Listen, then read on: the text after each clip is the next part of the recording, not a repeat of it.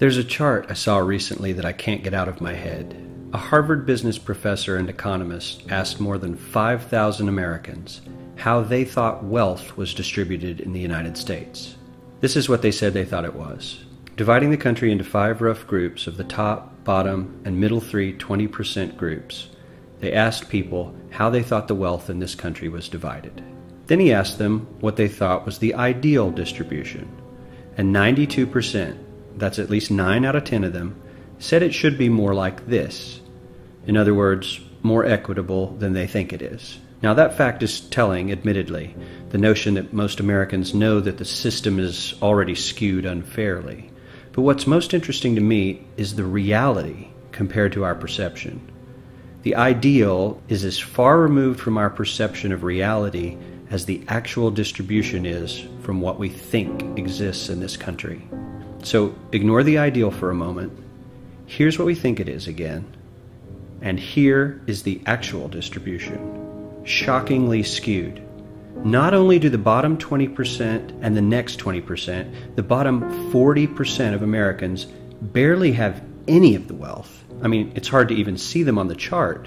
But the top 1% has more of the country's wealth than 9 out of 10 Americans believe the entire top 20% should have. Mind-blowing. But let's look at it another way, because I find this chart kind of difficult to wrap my head around.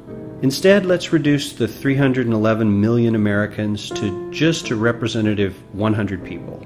Make it simple. Here they are: teachers, coaches, firefighters, construction workers, engineers, doctors, lawyers, some investment bankers, a CEO, maybe a celebrity or two.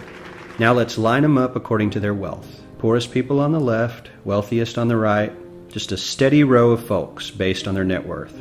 We'll color code them like we did before based on which 20% quintile they fall into. Now let's reduce the total wealth of the United States, which was roughly $54 trillion in 2009, to this symbolic pile of cash. And let's distribute it among our 100 Americans. Well, here's socialism, all the wealth of the country distributed equally. We all know that won't work. We need to encourage people to work and work hard to achieve that good old American dream and keep our country moving forward. So, here's that ideal we asked everyone about. Something like this curve. This isn't too bad. We've got some incentive, as the wealthiest folks are now about 10 to 20 times better off than the poorest Americans. But hey, even the poor folks aren't actually poor, since the poverty line has stayed almost entirely off the chart. We have a super healthy middle class with a smooth transition into wealth. And yes, Republicans and Democrats alike chose this curve. 9 out of 10 people, 92%, said this was a nice, ideal distribution of America's wealth.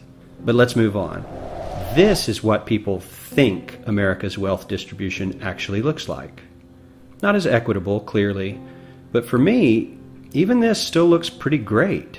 Yes, the poorest 20 to 30% are starting to suffer quite a lot compared to the ideal, and the middle class is certainly struggling more than they were, while the rich and wealthy are making roughly 100 times that of the poorest Americans, and about 10 times that of the still healthy middle class. Sadly, this isn't even close to the reality. Here is the actual distribution of wealth in America. The poorest Americans don't even register. They're down to pocket change, and the middle class is barely distinguishable from the poor. In fact, even the rich between the top 10 and 20 percentile are worse off. Only the top 10% are better off. And how much better off? So much better off that the top 2 to 5% are actually off the chart at this scale. And the top 1%, this guy, well, his stack of money stretches 10 times higher than we can show. Here's his stack of cash, restacked, all by itself. This is the top 1% we've been hearing so much about.